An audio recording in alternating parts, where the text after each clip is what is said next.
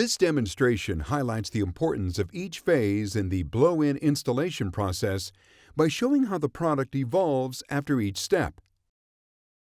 Remember, always use proper PPE including gloves, long sleeves, and an N95 dust mask when handling blow-in fiberglass. To begin, this is what JM Climate Pro looks like straight from the bag.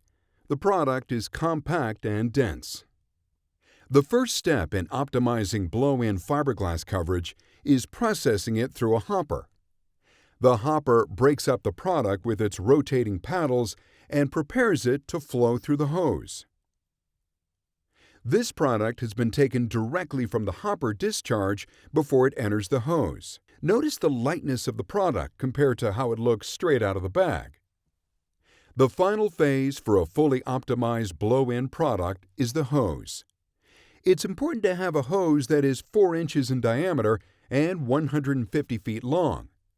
The hose must have ridges on the inside. As the product tumbles through the hose against the ridges, it continues to fluff and expand. The final sample of product shows Climate Pro in its final state, which allows for optimal coverage.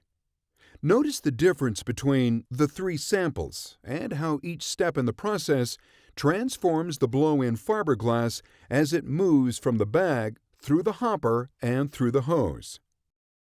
Each step to prepare the blow-in fiberglass for installation is important, helping to optimize your coverage. For more information on blow-in fiberglass or additional best practices, visit jm.com.